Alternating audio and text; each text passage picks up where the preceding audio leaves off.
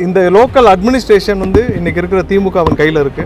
ஒவ்வொரு நாளும் எங்களுக்கு ஒரு சின்ன நிகழ்ச்சிக்கு கூட எங்கேயுமே இடம் கொடுக்க அனுமதிப்பதில்லை. ஒரு சின்ன நிகழ்ச்சி கூட எங்கேயும் எங்களுக்கு ஒரு இடம் கூட கொடுக்கறதில்ல. அடுத்த சுற்றுப்பயணம் அதாவது ஒட்டுமொத்தமாக எங்களுடைய நிலைப்பாடு என்னன்னு சொல்லியாச்சு. இந்த பட்ஜெட் தமிழக மக்களுக்கு எதிரான ஒரு பட்ஜெட்டு.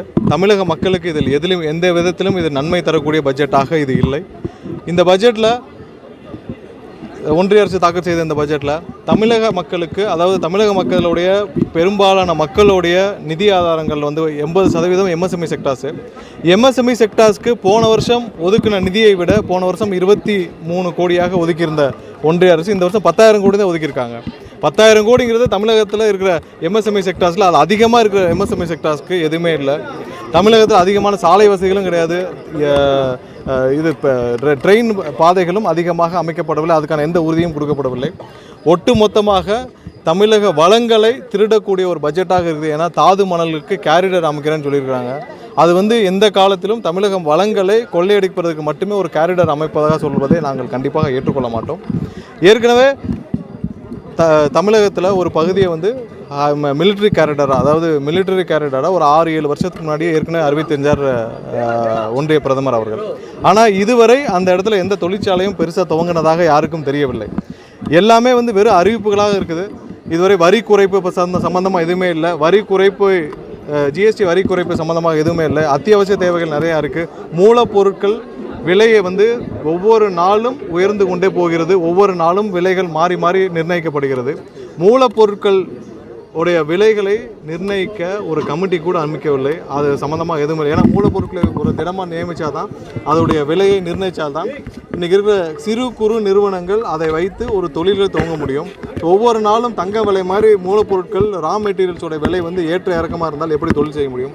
எந்த விதமாக ஒரு அடிப்படை மக்களுடைய வாழ்வாதாரத்திற்கும் மக்களுடைய முன்னேற்றத்திற்கும் ஏற்ற பட்ஜெட்டாக இது இல்லை என்பது எங்களுடைய கருத்து. நாங்கள் எங்களுடைய தலைவரும் தமிழக வெற்றிக் கழக நிர்வாகிகளும் அனைவரும் 2026 தேர்தலை நோக்கி சென்று கொண்டிருக்கிறோம். கண்டிப்பாக இது அனைத்தும் வந்த தேர்தலில் எதிரொலிக்கும் என்பது எனது கருத்து.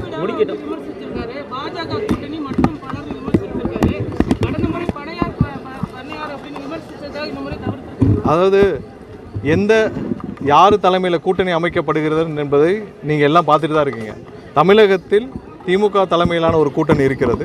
மற்றொரு கூட்டணியை பாரதிய ஜனதா தலைமையில் அமைக்கப்பட்டுள்ளது. யாருமே வந்து இங்கே என்டிஏ கூட்டணின்னு தான் சொல்கிறாங்க. யாரும் அதிமுக தலைமையிலான கூட்டணின்னு சொல்லவே இல்லை. எல்லாமே வந்து என்டிஏ கூட்டணிங்கிறாங்க. யார் முதல்வர் வேட்பாளர்னு கூட அவங்களுக்கு தெரியலை.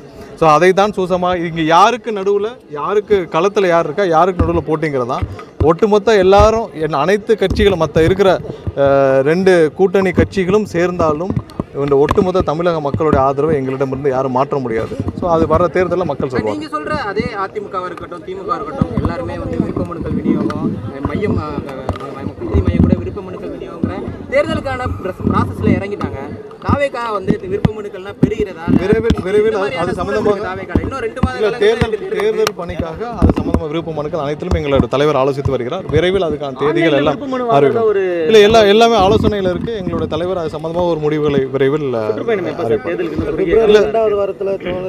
பணிகள் தொடங்கியிருக்காங்க. இல்லை, உங்களுக்கு சுற்றுப்பயணம் சம்பந்தமாக அப்ரூவலுக்கு இருக்கு. அப்ரூவல் வந்தோடனே நாங்கள் தேதி அறிவிக்கிறோம். சார், இப்போ ஆங்கில ஊடகத்தை வந்து தாவேக்கா தலைவர் விஜய் சந்திச்சாரு, ஆசிரியர்களை சந்திச்சாரு. ஆனால் தமிழக ஊடகங்கள் எப்பயுமே கேட்டுக்கு வெளியே தான் நிற்கிறோம். ஆனால் ஒரு வாட்டி உள்ள கூட அழைச்சி செய்தியாளர் சந்திப்பு இல்லை. எப்போ சந்திக்க போகிறார் செய்தியாளர்களை? அதாவது திரும்ப எல்லாரும் ஒரு கேட்டுகிட்டே இருக்கீங்க. சரி, செய்தியாளர் சந்திப்புங்கிறது ஒரு பெஞ்ச் மார்க்காக யார் ஃபிக்ஸ் பண்ணான்னு தெரியல ஒரு கட்சி நடத்துறதுக்கு. நான் சொல்கிறேன், அதாவது செய்தியாளர் தேவையான பொழுது கண்டிப்பாக எங்களுடைய கட்சி சார்பாக செய்தியாளர் சந்திப்பு நடந்துகிட்டே தான் இருக்குது. ஒரு சில பேர் வந்து கடந்த 7-8 ஆண்டுகளாக அவங்களுக்கு எந்த ஒரு விசிபிலிட்டி இல்லாத ஒரு சில பேர் தான் வந்து தொடர்ந்து ஒரு நாளைக்கு 3 செய்தியாளர் சந்திப்பை நடத்தி அவங்களுக்கான தேவையான மக்கள்கிட்ட போய் விசிபிலிட்டி எடுக்கிறத பார்த்துட்டு இருந்தோம். செய்தியாளர் சந்திப்புங்கிறது எந்த பெஞ்ச் மார்க்கும் இல்லை. கண்டிப்பாக மக்களை நேரடியாக ஒவ்வொரு நாளும் எங்களுடைய தலைவர் சந்திச்சுட்டு வர்றாரு. தேவையான பொழுது எங்களுடைய கட்சி நிர்வாகிகள் சார்பாக செய்தியாளர் சந்திப்பு நடந்துட்டு தான் இருக்குது. தேவையான பொழுது கண்டிப்பாக எங்களுடைய இதுவரையிலான மக்கள் சந்திப்புமே ஒரு லாங் டிஸ்டன்ஸ் சந்திப்பாக தான் இருக்கு. எப்போ வந்து மக்களை வந்து கை கொடுத்து சந்திக்க போறாரு? ஏன்னா எல்லா இடத்துக்குமே ஒரு புரோட்டோகால் படி நடக்கிற மாதிரியே ஒரு குறிப்பிட்ட தொலைவிலே மக்களை வச்சு தான் சந்திச்சுக்கிறாரு. இல்ல பேச்சு மட்டும் தான் இருக்கு. இல்ல உங்களுக்கு எப்போ அவர் வந்து உங்க மக்களை எல்லாருக்கும் தெரியும் சந்திக்க போறாரு? உங்க எல்லாருக்கும் தெரியும் மற்ற கட்சிகள் மாதிரி இல்லை எங்களுடைய தலைவருக்கு இங்க இருக்கிற லோக்கல் அட்மினிஸ்ட்ரேஷன், அதாவது காவல்துறை சார்பாக எந்த வித ஒத்துழைப்பும் கொடுக்கறதில்லை, எந்த பாதுகாப்பும் கொடுக்கப்படுவதில்லை. முற்றிலுமாக இங்கே தமிழக மக்கள் அனைவரும் எங்களுடைய தலைவரை பார்க்க விரும்புகிறார்கள், தலைவரிடம் வந்து சந்திக்க வேண்டும் என்று விரும்புகிறார்கள். அதற்கான சூழல் கண்டிப்பாக அமையும். இந்த தேர்தலுக்கு அப்புறம் கண்டிப்பாக அமையும். ஏன்னா இந்த லோக்கல் அட்மினிஸ்ட்ரேஷன் வந்து இன்னைக்கு இருக்கிற திமுகவின் கையில் இருக்குது. ஒவ்வொரு நாளும் எங்களுக்கு ஒரு சின்ன நிகழ்ச்சிக்கு கூட எங்கேயுமே இடம் கொடுக்க அனுமதிப்பதில்லை. ஒரு சின்ன நிகழ்ச்சி கூட எங்கேயும் எங்களுக்கு ஒரு இடம் கூட கொடுக்கறதில்ல. அதனால் ஒட்டுமொத்த தமிழக அரசும் அதோட என்ஜினும் வந்து எங்களுக்கு எதிராக எங்களை எப்படி தடை போடணும் மட்டும்தான் இருக்குது. இதையும் தாண்டி எங்களுடைய சந்திப்பு ஒவ்வொன்றும் நடந்துட்டு தான் இருக்கும். பாதுகாப்பான முறையில், மக்களுக்கு பாதுகாப்பான முறையில் எங்களுடைய தலைவரின் சந்திப்பு நடக்கும். நன்றி.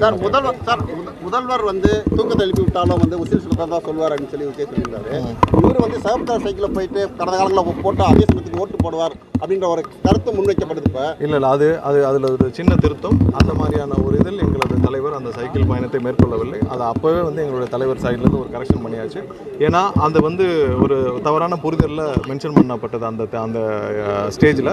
அந்த மாதிரியான ஒரு சைக்கிள் பயணத்தை எங்களுடைய தலைவர் வந்து அந்த எண்ணத்தில் பண்ணல. ஏன்னா அது ஏற்கனவே ஒரு சில இடத்துல எங்கள்கிட்டையும் தனிப்பட்ட முறையில் எங்களுடைய தலைவர் அதை மென்ஷன் பண்ணியிருக்கிறார். எப்படின்னா சாதாரணமாக சும்மா வந்து காலையில் ஒரு எதில் போகலான்னு நினச்சேன், அப்போ அந்த சைக்கிள் இருந்துச்சு, அந்த சைக்கிள் ஏறி பயணிச்சேன்னு சொன்னார்.